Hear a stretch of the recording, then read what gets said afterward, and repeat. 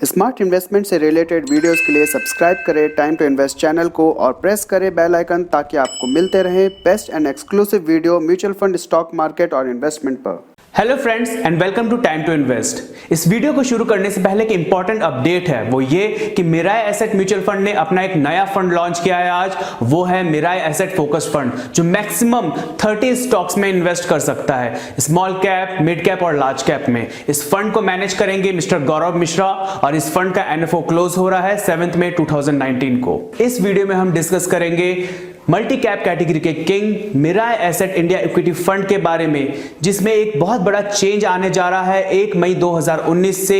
वो ये कि ये फंड मल्टी कैप कैटेगरी से चेंज होके लार्ज कैप कैटेगरी में कन्वर्ट होने जा रहा है। इसका मतलब ये कि अब ये 80% इन्वेस्टमेंट सिर्फ लार्ज कैप कैटेगरी में कर पाएगा। इस वीडियो में हम बात करेंगे उन तमाम इन्वेस्टर्स, उन हजारों इन्वेस्टर्स के बारे में जिन्होंने ऑलरेडी इस फंड में अपना पैसा लगा रखा है। इस बड़े चेंज के बाद, इस फंड के लार्ज कैप में कन्वर्ट होने के बाद उनके इन्वेस्टमेंट पे क्या असर पड़ेगा, उनके रिटर्न्स पे क्या असर पड़ेगा, क्या उन्हें इस फंड के साथ बने रहना चाहिए या नहीं। ऐसे तमाम सवालों के जवाब हम इस वीडियो में डिस्कस करेंगे और आपको प्रॉपर सॉल्यूशन प्रोवाइड करेंगे, जिसके लिए आप इस वीडियो को अंत तक देखें। चलिए आइए शुरू करते हैं आज का वीडियो।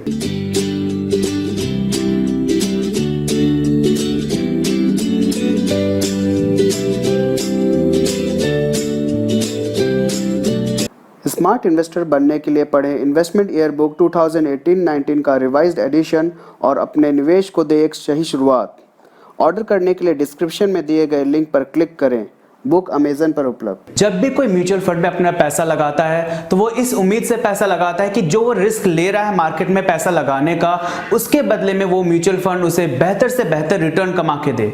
और जैसा कि मैंने इस वीडियो के पहले में कहा कि ये फंड मल्टी कैप कैटेगरी का किंग है, वो इसलिए क्योंकि इस फंड ने साल दर साल, जब से ये फंड लॉन्च हुआ है तब से लेके आज तक में, इसने हर साल अपने बेंचमार्क को बीट करते हुए अल्फा जनरेट किया और अपने म्यूचुअल फंड इन्वेस्टर्स को बहुत अच्छे रिटर्न्स कमा के दिए। यही नहीं, इसने अपने कैटेगरी के एवरेज रिटर्न को भी हर साल बीट किया। इसके कंपाउंडेड रिटर्न पे अगर आप नजर डालें तो इसने 5वें और तीसरे साल में 18% से ऊपर और 9वें साल में 15% से ऊपर का कंपाउंडेड रिटर्न दिया है और आज तक में 16% से ऊपर का कंपाउंडेड रिटर्न दिया है। इस चेंज के आने के बाद सबसे पहला इंपैक्ट ये पड़ेगा कि मल्टी कैप में जो लार्ज कैप, मिड कैप और स्मॉल कैप की फ्लेक्सिबिलिटी मिलती थी एक फंड को, वो इससे छिन जाएगी, क्योंकि इसका 80% इन्वेस्टमेंट लार्ज कैप कंपनीज में रहेगा और केवल 20% इन्वेस्टमेंट मिड कैप या स्मॉल कैप में ये कर पाएगा। लेकिन अगर हम इसके स्टैंडर्ड डेविएशन के चार्ट पे नजर डालें तो हम साफ देख सकते हैं कि मल्टी कैप का स्टैंडर्ड डेविएशन लार्ज कैप से थोड़ा ज्यादा होता है, यानी मल्टी कैप लार्ज कैप से थोड़ा रिस्की होता है, तो इसका रिस्क लेवल थोड़ा कम हो जाएगा। लेकिन अगर हम कंपेयर करें मल्टी कैप के रिटर्न्स को लार्ज कैप के रिटर्न से, तो 2001 से 2017 के बीच में अगर हम कंपैरिजन देखें तो मल्टी कैप का रिटर्न्स लार्ज कैप से बेहतर रहा है। आइए इसे थोड़ा और बेहतर समझते हैं।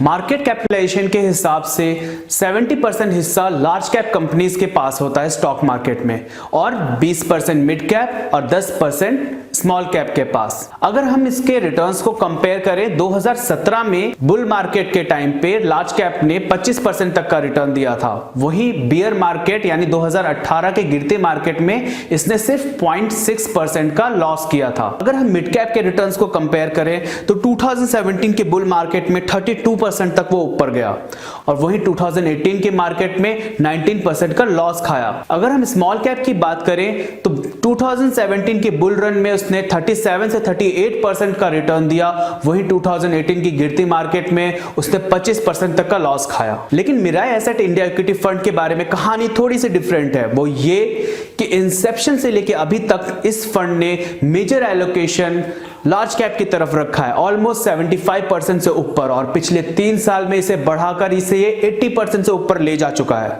ऐसा करके भी ये फंड उन तमाम म्यूचुअल फंड से बेहतर कर रहा है जिन्होंने अपना मेजर एलोकेशन मिड कैप की तरफ रखा हुआ है। वो क्यों?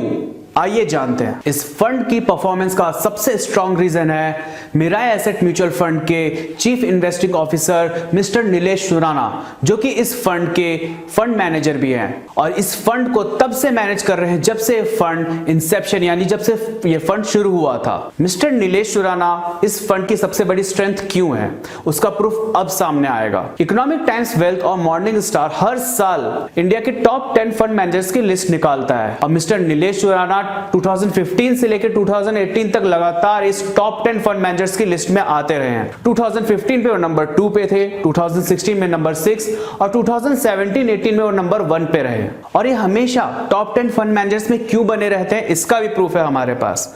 वो इसलिए क्योंकि ये 4 फंड मैनेज कर रहे हैं, Mirae asset tax saver fund, Mirae asset emerging blue chip, Mirae asset hybrid और Mirae asset India equity fund. और ये चारों के चार अपनी कैटेगरी में टॉप परफॉर्मर है। इसका मतलब ये कि वो अपनी कैटेगरी में सबसे बेहतरीन रिटर्न्स दे रहे हैं। और ऐसा इसलिए है क्योंकि इनकी इन्वेस्टमेंट स्टाइल 3 पिलर्स पे डिपेंड करती है। सबसे पहला, एक अच्छा क्वालिटी बिजनेस जिसमें स्टेबल अर्निंग आती रहे। दूसरा, स्ट्रॉन्ग मैनेजमेंट। तीसरा, एक अट्रैक्टिव वैल्यूएशन पे उस स्टॉक को उठाना। ये ऐसे बिजनेस चूज करते हैं जिनका रिटर्न ऑन कैपिटल एम्प्लॉयड बहुत हाई होता है और हाई कैश फ्लो होता है। और ये लगातार अपने पोर्टफोलियो में से अंडर परफॉर्मेंस स्टॉक्स को निकालते रहते हैं और जो अच्छा परफॉर्मेंस स्टॉक है उसे होल्ड करके रखते हैं। इनका मानना है कि रिटर्न कमाने के लिए स्टॉक रोटेशन से इंपॉर्टेंट है stock selection. Mister Nilesh Surana अपने पोर्टफोलियो में ज्यादातर लार्ज कैप फंड्स को रखना पसंद करते हैं। आइए देखते हैं इनके फंड के पोर्टफोलियो को और आज जानते हैं कितना एलोकेशन लार्ज कैप में देते हैं। सबसे पहले देखते हैं इनके हाइब्रिड फंड में। इनके हाइब्रिड फंड में up to 62% allocation large cap में है। टैक्स सेवर में एलोकेशन 76% है। Mirae asset emerging blue chip में 66% एलोकेशन लार्ज कैप में है और Mirae asset India equity fund में 86% एलोकेशन लार्ज कैप में है। इसका मतलब ये कि ये फंड पहले से ही लार्ज कैप था, केवल नाम बस अभी बदला जा रहा है। और अगर हम इसके एब्सोल्यूट रिटर्न्स की बात करें और इसको कंपेयर करें इसके करंट बेंचमार्क BSE 200 और इसके आने वाले बेंचमार्क निफ्टी 100 से, तो दोनों ही केसेस में ये फंड अपने बेंचमार्क से कई गुना ज्यादा बेहतर, ऑलमोस्ट डबल के बराबर परफॉर्म कर रहा है। जहां पे ये दोनों बेंचमार्क्स के रिटर्न 270 के आसपास आ रहे हैं, वही इस फंड का एब्सोल्यूट रिटर्न ऑलमोस्ट 580 के आसपास है, 580%। ये फंड अच्छा परफॉर्म करेगा, इसका प्रूफ वो पहले भी दे चुके हैं। अगर आपको याद हो तो रिकैटेगराइजेशन से पहले Mirae asset emerging blue chip fund, जो कि एक मिड कैप फंड था, वो बदलकर large cap mid cap fund हो गया। अब पिछले साल डाउन मार्केट में लार्ज कैप और मिड कैप की कैटेगरी का हाईएस्ट रिटर्न था 7.73%, जो कि इसी फंड का था। और इससे ये साफ हो जाता है कि Mirae asset India equity fund large cap में कन्वर्ट होने के बाद जब ये Mirae asset large cap fund के नाम से जाना जाएगा, तब भी ये अपनी कैटेगरी यानी लार्ज कैप कैटेगरी का किंग होगा और सबसे अच्छा परफॉर्म करेगा। सबसे बड़ा क्वेश्चन ये है कि क्या इस कैटेगरी चेंज के बाद आपको इस फंड के साथ बने रहना चाहिए या नहीं। ऑफ कोर्स ये एक इंडिविजुअल का अपना खुद का डिसीजन है, पर अगर आप मेरी माने तो जब तक मिस्टर नीलेश सुराना इसके बोर्ड पे हैं, इस फंड को मैनेज कर रहे हैं, तब तक आपको डरने की कोई जरूरत नहीं है। अगर फिर भी आप इस फंड को रिडीम करके इससे एग्जिट करना चाहते हैं तो 30 अप्रैल से पहले बिना कोई एग्जिट लोड दिए आप इस फंड से एग्जिट कर सकते हैं, लेकिन टैक्स इंप्लीकेशन एप्लीकेबल होंगे।